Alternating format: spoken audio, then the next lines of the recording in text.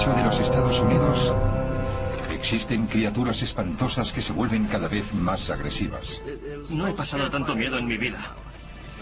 Al parecer, las criaturas están acosando a los humanos. Jamás había visto algo que pudiera masticar un coche de esa manera. Era enorme y estaba sobre dos patas, y era enorme. La primera impresión fue triste porque no tenía ni idea de lo que era. Se están produciendo interacciones cada vez más y más violentas. Interacciones que quizá hayan dejado la mayor prueba de la existencia de un monstruo de leyenda, el Sasquatch. En la linde de esa propiedad, fuera lo que fuera, era muy feroz. Personas de todas partes del mundo aseguran haber visto monstruos. ¿Son reales o imaginarios? La ciencia busca respuestas en monstruos de leyenda. La bestia peluda. En lo que antes era campo, la expansión de las zonas residenciales está arrinconando cada vez más y más lo que se consideran zonas vírgenes. Y se están documentando cada vez más casos de encuentros con criaturas que podrían ser desconocidas para la ciencia. Hay huellas aquí y aquí. Giró por aquí encima y lo abolló aquí. Y luego aquí. Cuando me agarró, vi que tenía una mano enorme. Como ves, la mano no me da para rodearme el brazo entero. Los testigos describen diversas criaturas, incluyendo una bestia que anda sobre dos patas, que sería mitad hombre, mitad oso, que mediría unos 3 metros y que tiene unos temibles ojos rojos. Algunos afirman que es el legendario Sasquatch. Las primeras referencias documentales escritas aparecen en un artículo de 1883 del Newark Daily Advocate de Ohio. Informaba del ataque de un hombre salvaje de 2,5 metros y muy peludo. El periodista narra que una bestia acechaba en los bosques cercanos a Ontario, Canadá. La criatura salió al ataque de entre los matorrales. En una mano, un hacha de piedra. En la otra, una porra. Su aparición infundió tanto terror en aquellos hombres que pusieron pies en polvorosa y cogieron el bote que estaba amarrado junto a la bestia. El gigante lo siguió profiriendo gritos demoníacos. Tan solo el ruido de los disparos logró espantar a la espantosa criatura. Y no es la única historia que relata un encuentro violento con un Sasquatch. Se da una constante narración de historias de interacciones violentas. Loren Coleman es un reputado criptozoólogo. Ese tipo de relatos resultan fascinantes, al contrario que el mito rural más extendido del Sasquatch que sale a raptar doncellas indias. En mi investigación he hallado varias historias a lo largo de los años en las que se habla de hombres raptados. Y también hay historias recurrentes de tipos que han sido zarandeados por un Bigfoot.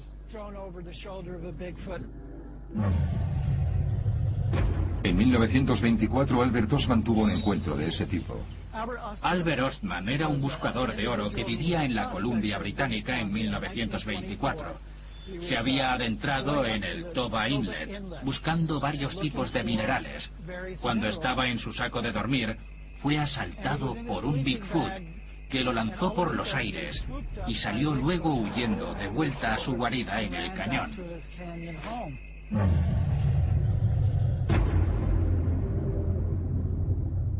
Hoy en día, ese tipo de informaciones son cada vez más frecuentes. Tenemos noticias de Bigfoots enfrentándose a personas, peleándose con personas, seres humanos que han salido volando por la ventanilla del coche, lanzamiento de piedras contra coches. Y de repente una cosa grande y negra pasó por encima del coche. No tenía ni idea de lo que era. Amanda Schluter vive en Staples, Minnesota, una aldea remota a 250 kilómetros al noroeste de Minneapolis. Volvía a casa en coche una noche cuando golpeó a una enorme criatura peluda.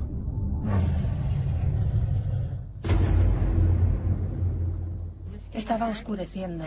Iba conduciendo por la carretera a unos 60 por hora más o menos, y de repente una cosa grande y negra pasó por encima del coche. El coche golpeó al animal en la cabeza y el impacto lo proyectó hacia la cuneta. En el momento de la colisión, Schluter lo vio con claridad. Mediría unos 2 metros de altura y tenía mucho pelo oscuro. Parecía un oso sobre dos patas, pero más grande, y a la vez casi parecía una persona. Vimos que era muy grande y se movía muy rápido sobre dos patas. El incidente tuvo lugar a escasos metros de la casa de su novio. Su novio, Kirk Cork, y su hermano Matt presenciaron el accidente desde el jardín.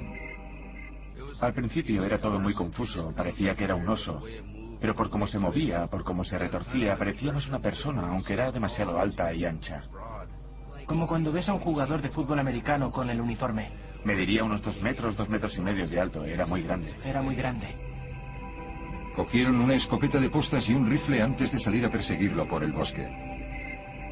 Temían que el animal estuviera herido y siguiera igual de agresivo. Se apoyó con una mano en la pierna y luego se cogió una rama para sujetarse. Fue entonces cuando le quité el seguro a la escopeta y le disparé. Entonces se tropezó de espaldas. Empezó a venir hacia nosotros y disparé otra vez. Kirk cree que le dio en el pecho, pero la bestia herida desapareció en la espesura del bosque. Nuestros disparos fueron bastante certeros y por lo que vimos del cuerpo, con la potencia de nuestros rifles deberíamos haberlo derribado. Sabemos a ciencia cierta que le alcanzamos. Ambos son cazadores y aseguran que no era un oso. Era demasiado grande y caminaba erguido.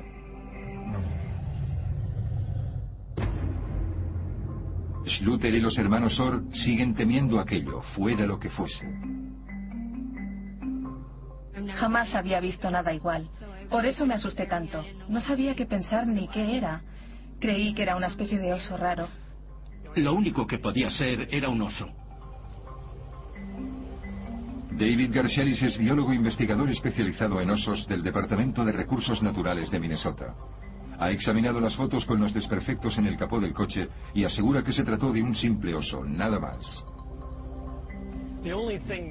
Lo único que podría explicar la presencia de una criatura negra en la zona, que anduviera erguida y que encajara con la descripción del tamaño que dieron, de unos 2 metros y algo de altura, sería un oso muy grande. Al año en Minnesota se atropellan entre 50 y 100 osos. El agente rural hizo lo correcto.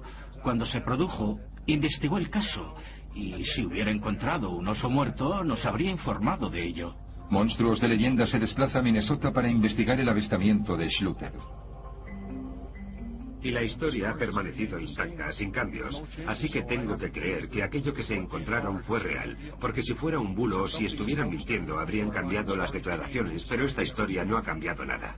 Bob Olson lleva trabajando 40 años como chapista y ha visto desperfectos causados por todo tipo de animales salvajes, hasta por actos vandálicos. Está convencido de que fuera lo que fuese que atropellara a Amanda Schluter, caminaba erguido. Como veis, está completamente roto. Eso es que chocó contra algo muy pesado. Es más, creo que cuando esa cosa apareció, lo atropellaron. Golpeó con la mano, luego golpeó aquí con el codo. Se balanceó, dio con el trasero en el guardabarros y de ahí a la cuneta. Se puede ver exactamente que rodó por encima. Lo que he visto coincide con lo que dicen que sucedió. El equipo busca pruebas para el análisis forense. Pequeños restos de pelo, sangre o tejido que revelen la identidad de la criatura que atropelló a Amanda. Aquí hay una sección entera del panel frontal que se cayó tras el impacto. Quizá haya algo de pelo. Sí, quedó completamente machacado y se cayó. Puede que haya alguna prueba.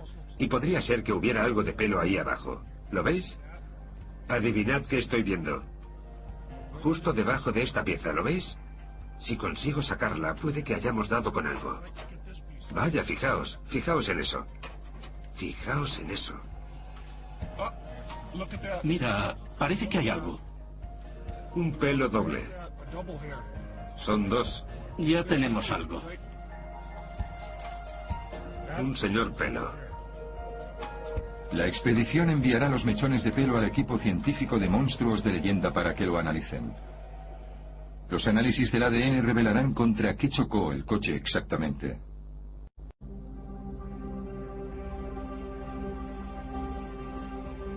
Olson y el investigador Don Sherman dirigirán una expedición que se adentrará en el bosque para hallar más pruebas.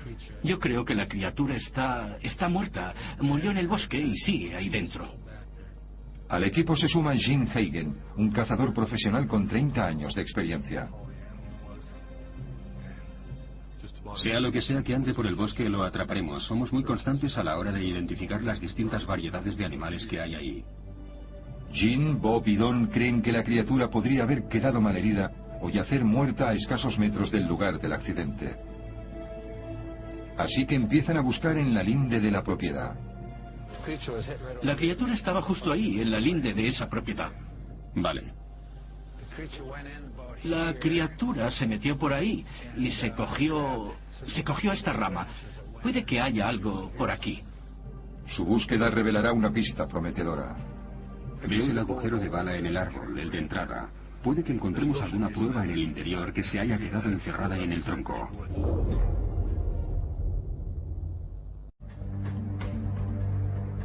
Monstruos de Leyenda ha viajado por todo Estados Unidos para investigar encuentros con monstruos de todo tipo. La gran cantidad de sucesos de estas características que se producen impide que se puedan examinar caso por caso. Sin embargo, los encuentros más virulentos proporcionan una mejor visión del conflicto entre el hombre y esas criaturas cuyos hábitats se están viendo esquilmados. Era una criatura, no era un hombre. Terry Rims iba conduciendo por una transitada autopista con su mujer y sus padres cerca de Yakima, Washington. Íbamos hacia el este, por la I-84. Serían aproximadamente las 7. Estaba lloviendo. De pronto el tráfico aminoró de 120 a 60 kilómetros por hora. Empezamos a ver cómo se iban encendiendo las luces de freno de los coches de delante.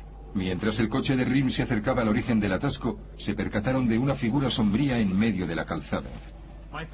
Lo primero que pensé es que sería alguien que llevaba una chaqueta negra, pero era pelo. Me lo quedé mirando y me preguntaba qué estaba haciendo ese tipo corriendo por el medio de la autopista. Se estaba jugando la vida.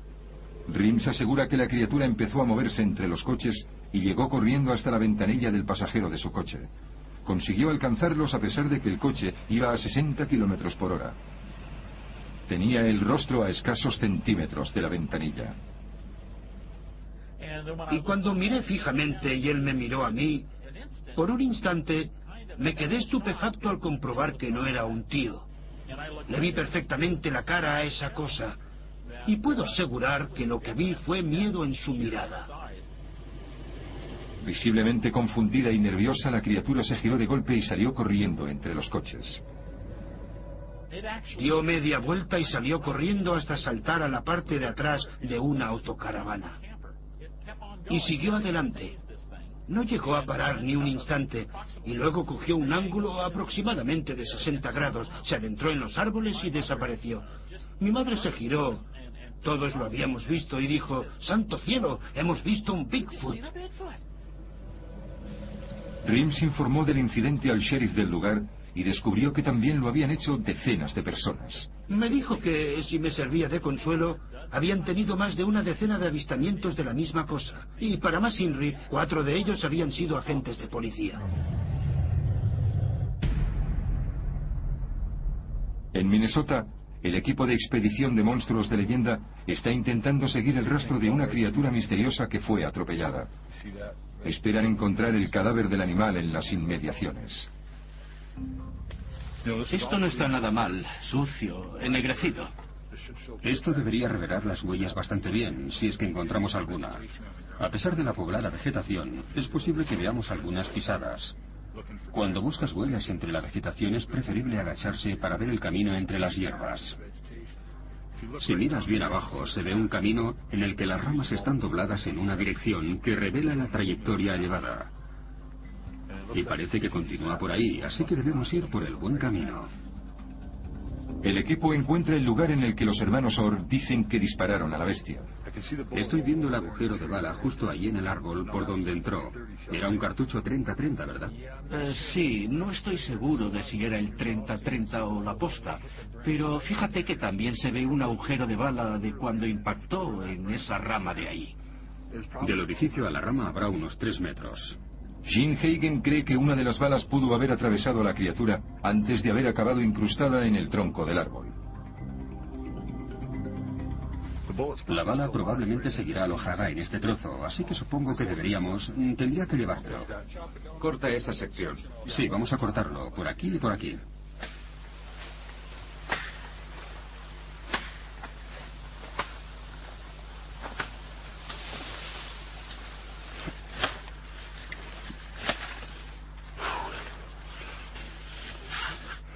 Vas a tener que talarlo, ¿verdad? Sí, vamos a cortarlo, por aquí y por aquí. El equipo de expedición se lleva un trozo del árbol por si acaso la bala hubiera atravesado el animal y quedaran restos de sangre o de tejido en el interior.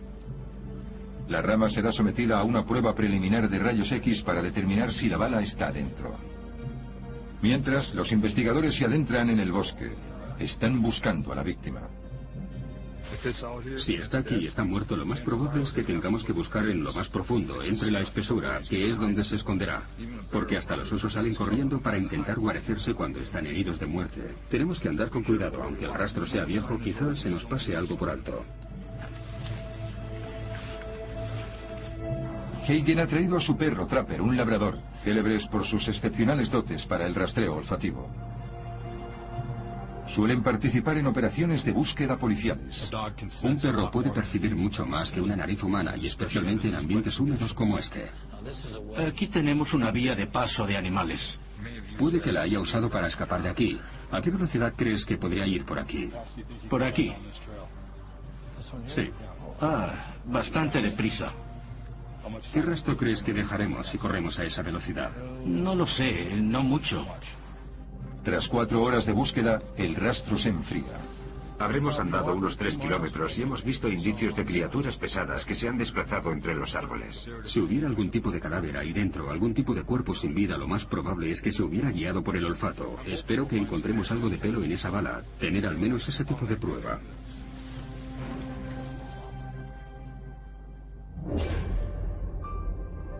El equipo científico empieza a analizar la rama del árbol que contiene la bala que atravesó a la bestia.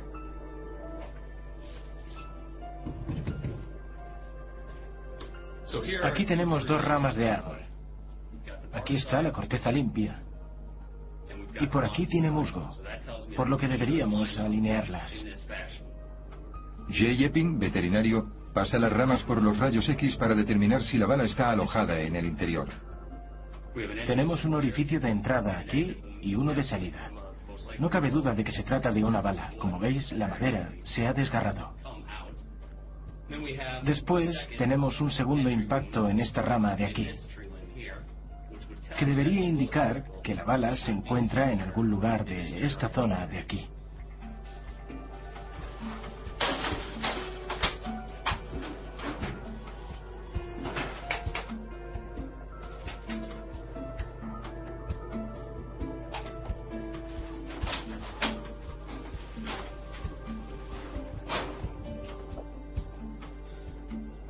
Vaya, qué casualidad. Resulta que sí que hay una bala dentro. Se ve el punto de entrada aquí, así como el rastro de la fragmentación de la bala a través de esta rama. El fragmento continúa por la siguiente, y esto de aquí es la bala en sí. Epping enviará el tronco entero al laboratorio de análisis de ADN. Ahí extraerán la bala y cualquier material genético que quedara adherido al proyectil.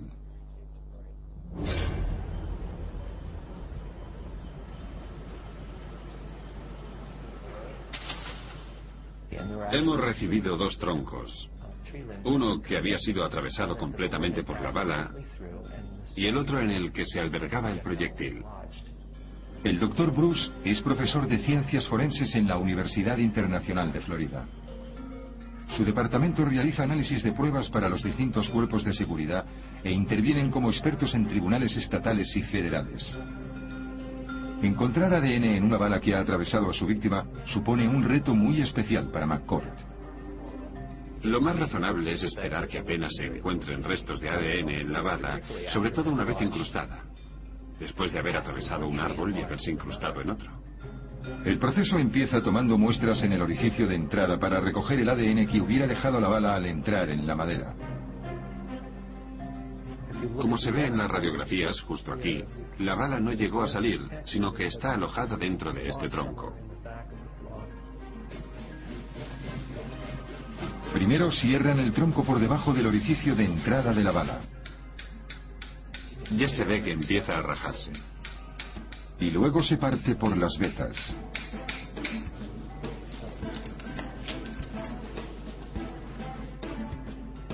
La bala está ahí dentro. Lo hemos partido perfectamente y podremos extraerla con facilidad. La bala es extraída. A continuación se toman muestras del proyectil para conseguir cualquier material biológico residual. El laboratorio de McCord empleará una PCR en tiempo real, un proceso que les permite extraer el ADN de las muestras más pequeñas. Basta que tengamos una sola célula o el ADN equivalente de lo que quedó en la bala para que lo podamos detectar y determinar si es humano o un primate superior.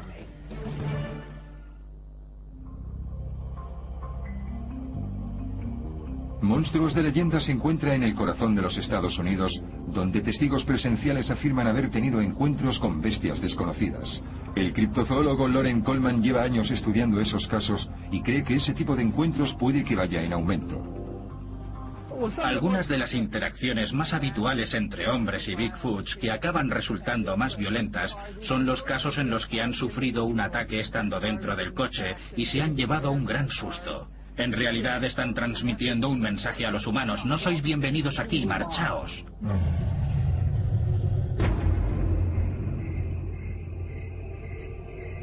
Uno de esos casos tuvo lugar en una noche oscura, en la que una joven de 17 años fue víctima de un pavoroso y violento ataque. Christine Van Aker y su madre iban conduciendo por una zona rural cerca de Monroe, en Michigan. Van Aker asegura que una criatura peluda, grande y erguida se les plantó delante del coche. La chica frenó de golpe y el coche se caló. El coche se detuvo. Apareció el Bigfoot y metió el brazo por la ventanilla. Al día siguiente, su foto, con el ojo morado, apareció en todos los periódicos. Su madre, testigo presencial, confirmó que los hechos habían transcurrido de ese modo.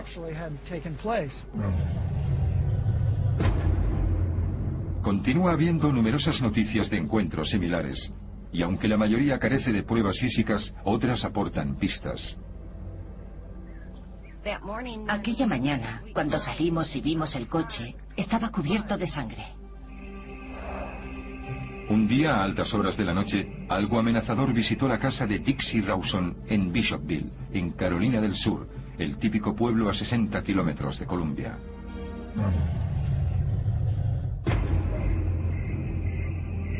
Algo logró moverse por el jardín sin ser advertido hasta llegar al patio, en el que Rawson tenía refugios para sus gatos. Todas las mantas estaban fuera de las cajas. Estaban esparcidas por toda la entrada, como si alguien hubiera entrado y las hubiera tirado por ahí. Pero al patio no le pasó nada. No había nada fuera de sitio y el periódico estaba hecho trizas. Algo había destrozado las mantas de los gatos de Dixie, y la mayoría habían desaparecido. Algunos respondían cuando los llamaba por su nombre, pero no estaban. Y no los he vuelto a ver desde entonces. El monstruo centró su atención entonces en la furgoneta aparcada en la entrada.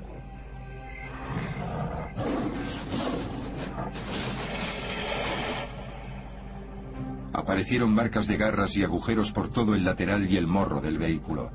La rejilla estaba destrozada. El guardabarros estaba deformado con las marcas de los dientes del asaltante. Cuando salimos y vimos el coche, estaba cubierto de sangre. Estas fotos se tomaron la mañana siguiente al ataque. Fuera lo que fuera, se pasó un buen rato mordisqueándolo. Dixie llamó a la policía para denunciar semejante ataque, para prevenir a los demás, pero no estaba preparada para lo que vendría a continuación. Entonces empezó nuestro infierno. Increíble. Bob Rawson observa la sangre que cubre su furgoneta y las marcas de garras. Fíjense en el capó. Está mordido, literalmente. Si lo tocas por debajo, se nota exactamente por dónde lo mordió. La autoría suscita un debate que vuelve a estar de actualidad. Algunos aseguran conocer a la única criatura capaz de producir semejantes destrozos. Dicen que es el hombre lagarto. Rawson aseguraba que estaba relacionado con un extraño ataque parecido que había ocurrido a unos kilómetros de allí 10 años atrás. Entré en el ordenador y lo vi claro. Era el hombre lagarto. El hombre lagarto había vuelto. El hombre lagarto había sido acusado de unos destrozos producidos a un coche en 1988. Estábamos investigando un coche que había sido atacado. Y nos dijeron, en aquel entonces, que algo que medía de 2 a 2 metros y medio de alto y tenía los ojos rojos, había estado acechando la zona. Luston Truesdale era el sheriff en la época en la que el hombre lagarto original fue visto, hace más de 20 años. Empezamos a interrogar a gente inmediatamente al respecto y queríamos averiguar ¿qué había visto toda esa gente? Truesdale tuvo noticia de un chico de 17 años que aseguraba haberse encontrado con la criatura mientras reparaba un pinchazo en la cuneta. Cuando acabó de reparar el pinchazo, miró a su alrededor y vio a una criatura enorme que se aproximaba a él, con los ojos rojos y grandes, y 3 dedos en cada mano. No daba crédito a lo que me estaba contando el muchacho. Le pedí que me lo dibujara, y lo dibujó. El criptozoólogo Loren Coleman cree que el hombre lagarto y el Sasquatch pueden ser el mismo. En Carolina del Sur hay noticias de algo que llaman a nivel local el hombre lagarto. Pero si prestamos atención a los informes, encontramos aún más criaturas similares al Bigfoot. Pero de vez en cuando nos llegan noticias del sur acerca de criaturas del tipo Bigfoot con algas en la piel y de aspecto verdoso. El caso es que algo destrozó el vehículo de Rawson. Jamás había visto algo que pudiera masticar un coche de esa manera. No podría hacerse ni con un martillo y un par de alicates. Lo sé porque la policía lo intentó. Presa del pánico, Dixie insistió en que se tomaran muestras de sangre del vehículo y que fueran analizadas. El caso es que al cabo de un mes me llamaron para decirme que se habían contaminado. El Departamento de Recursos Naturales que llevó a cabo la primera prueba lo volvió a intentar. En realidad me llamaron de la oficina del sheriff del condado de Lee para que realizara unos análisis a unas muestras de sangre. Sam Stokes es biólogo y trabaja en el Departamento de Recursos Naturales. Encontré un laboratorio en la Universidad de California, en Davis. El laboratorio de genética veterinaria. Realizaron los análisis de ADN y resultó ser un perro doméstico. Dixie discrepa del análisis del departamento.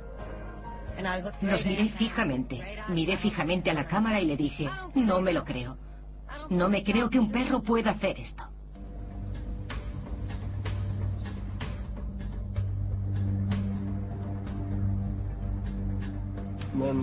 Y esta es la peor parte.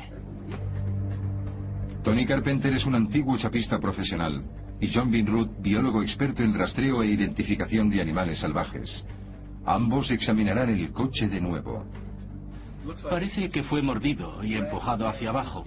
Metió la mandíbula inferior por debajo y tiró intentándolo arrancar. Se ve que el mayor daño lo sufrió esta parte de aquí, donde se enganchó. Sí, y parece que por las marcas clavó la mandíbula superior aquí y aquí abajo. Veamos el morro. Hay varias incisiones en el morro. ¿Estás seguro que es aquí? Es metálico, pero estaba muy oxidado.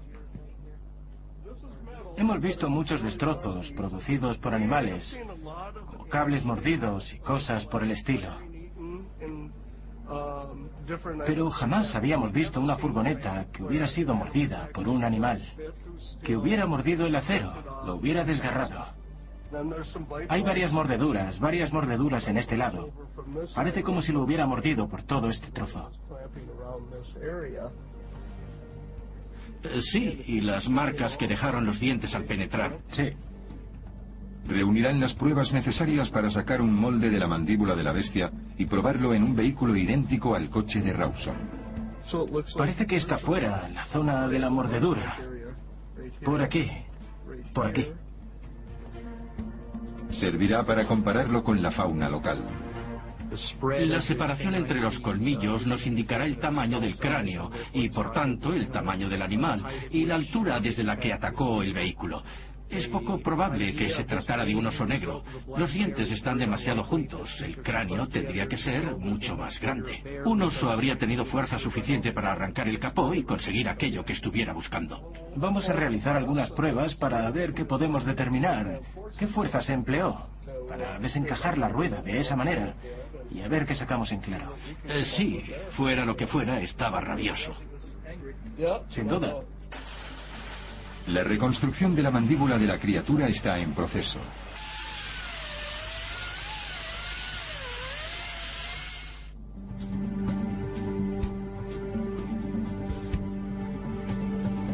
Monstruos de Leyenda está investigando casos de encuentros en primera persona con monstruos a lo largo y ancho de la geografía estadounidense. Iba corriendo directo hacia mí. David Griffin tuvo un encuentro a tan solo 60 millas de Indianápolis.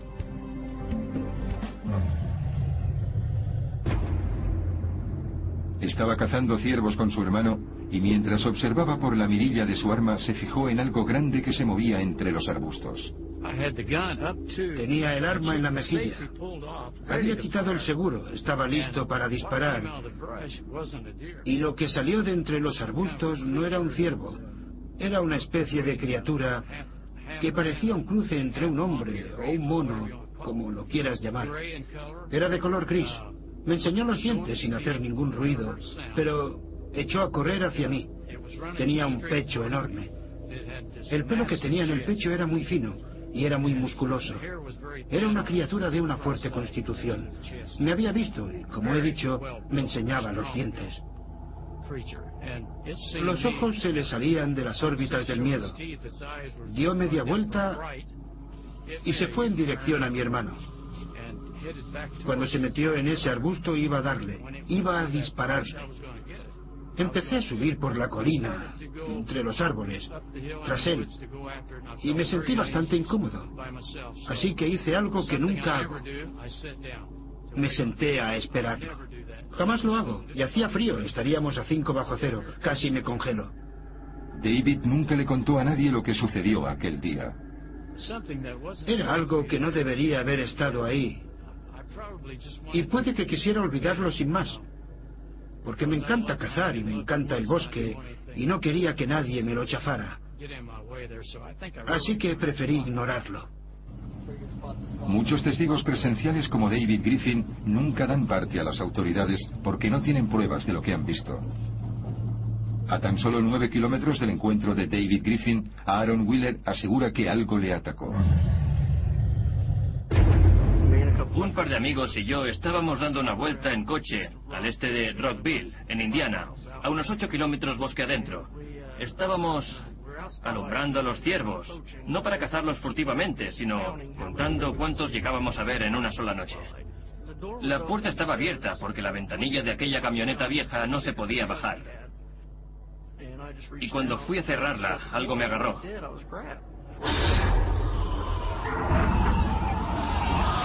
Entonces empecé a gritar y a intentar meter el brazo, pero notaba cómo tiraban de mí desde fuera.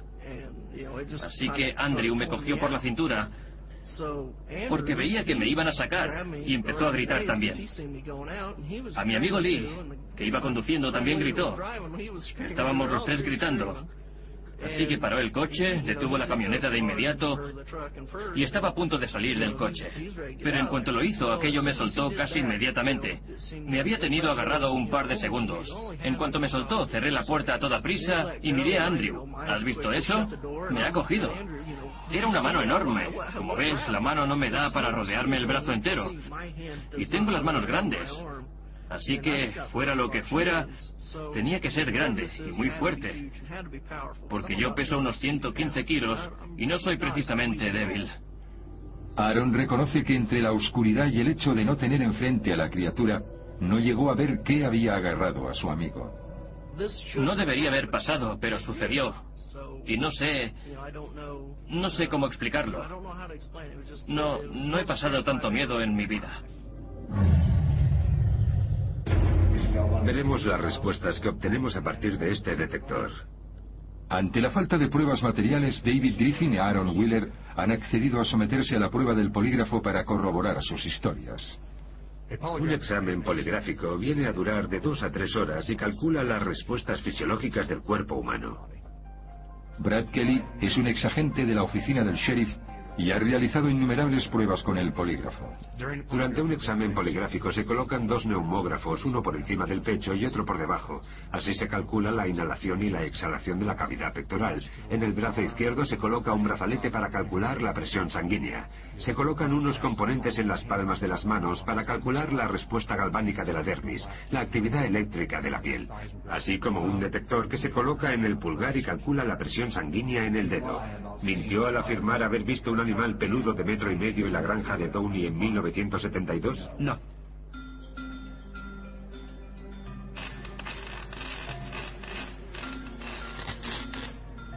Bien, parece que la mayor parte de esta zona se estrechó.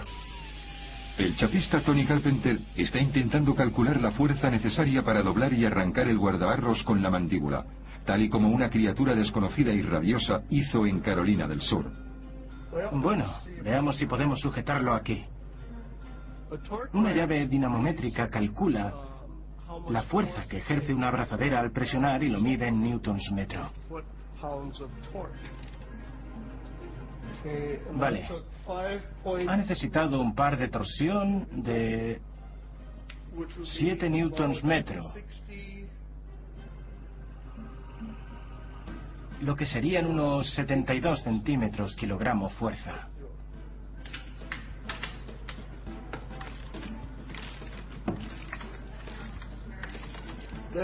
Calcula unos 27 newtons metro, justo en la parte oxidada, y ya está. Muchos animales podrían generar una mordedura con fuerza suficiente para atravesar un capó oxidado. Sin embargo, para doblar una chapa de acero hace falta una fuerza mucho mayor. Carpenter conecta un tensímetro al cepo y luego engancha el cepo al guardabarros.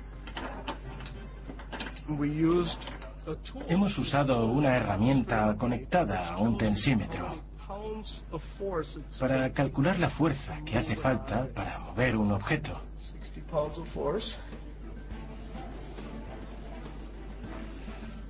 Son 80 newtons metro, 270, 340...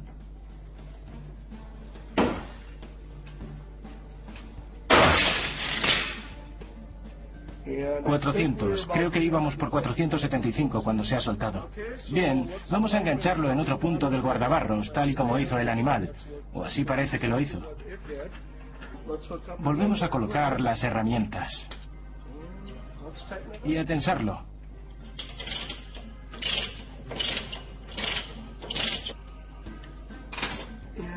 No ha logrado perforarlo y ya hemos roto un diente. Hemos perdido un diente. Y es de acero. Bien, vamos por 340 newtons metro y... Otra vez. La lectura del tensímetro durante la presión sobre el guardabarros y la rotura del diente era de 414 newtons por metro. Esa cosa se ensañó con el vehículo sin ningún miramiento y... Fuera lo que fuera, preferiría no tener que cruzármelo. Los destrozos que produjo habrían roto incluso una herramienta de acero. Y empleó una cantidad de fuerza descomunal y... Fuera lo que fuera, estaba furioso.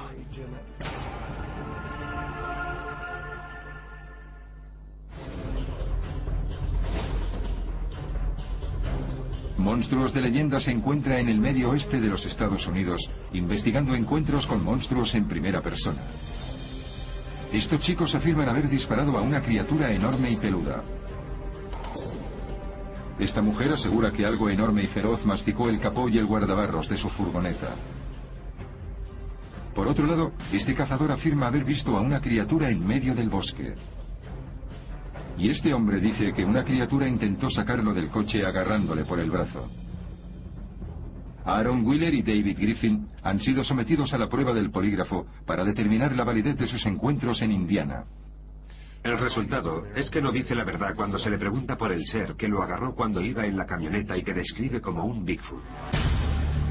La prueba del polígrafo tiene una precisión de entre el 87 y el 95%. Wheeler dice que los resultados son incorrectos. Mira, es mala suerte. Ojalá hubiera pasado la prueba. Pero ¿sabes qué? Eso no cambia lo que yo viví. La prueba de Griffin arrojó unos resultados muy diferentes. En lo que concierne a David Griffin, cuando se le pregunta por el avistamiento de un animal peludo de 1,5 metros, no miente en su respuesta. Mi opinión profesional es que está diciendo la verdad. Yo vi lo que vi. Y sé lo que vi.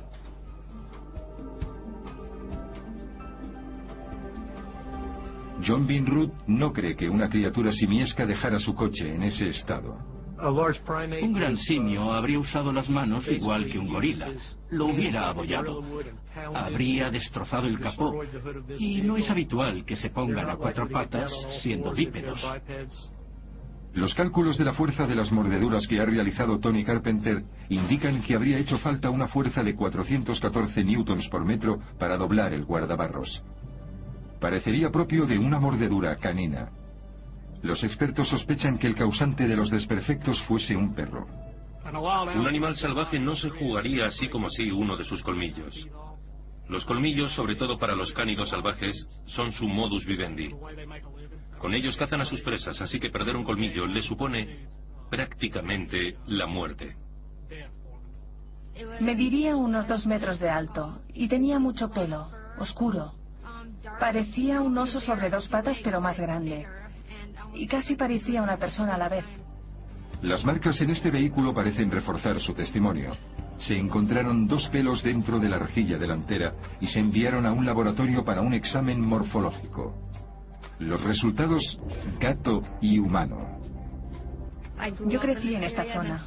Llevo toda la vida cazando y pescando. Jamás he visto nada igual. Aunque las muestras de pelo no lo corroboren, la bala que disparó su novio y su hermano quizás sustente su afirmación. Fue entonces cuando le quité el seguro a la escopeta y le disparé. Entonces se tropezó de espaldas. Empezó a venir hacia nosotros y disparé otra vez. Creen que una de las balas atravesó a la bestia y se incrustó en un árbol cercano. Para determinar si quedan restos de alguna prueba en la bala o en el tronco, el profesor Bruce McCord del Instituto Internacional de Investigación Forense está analizando el material biológico residual. Los resultados iniciales de la extracción del ADN son alentadores. Se recuperaron algunas muestras de ADN genómico. Las llevamos inmediatamente a analizar, preparadas para un estudio extremadamente sensible y concienzudo. Por desgracia, también nos llevamos alguna decepción, y el ADN recuperado de la bala apareció justo en las zonas en blanco, con lo que indicaba que básicamente no se había recuperado ADN que perteneciera a un humano o a un gran simio. Es muy probable que en los posibles restos de ADN que quedaran por el camino, o incluso que quedaran en el proyectil, se perdieran al atravesar el cuerpo debido a la alta temperatura y al haber atravesado 2 árboles antes de que fuera recuperado. En ese sentido no podemos estar seguros. La investigación que el equipo de monstruos de leyenda ha realizado sobre estos encuentros ha arrojado resultados interesantes. Nuestro equipo puede reunir algunas de las mejores pruebas materiales jamás halladas, incluyendo muestras de pelo, ADN y testigos presenciales. En algunos casos, un conocido animal local había sido el autor material. Sin embargo, el polígrafo de David Griffin, un experto cazador, demuestra que tuvo ocasión de ver una criatura a la que no encuentra explicación. Y no está mintiendo. Creo firmemente que ahí fuera anda algún tipo de criatura. Dormiremos con el arma en la mesilla de noche. Tenemos una donde trabaja Bob. Así que si escuchamos algún ruido por la noche, tiene las horas contadas. Me ha cambiado mi ritmo de vida. Ya no salgo sola nunca. Me ha afectado en todo lo que hago en cuanto cae la noche y tengo que salir a la calle. La tensión parece ir en aumento. Se están produciendo interacciones y confrontaciones cada vez más y más violentas. Estimo que probablemente en los próximos 25 años nos acabaremos enterando o documentando del asesinato de alguna persona.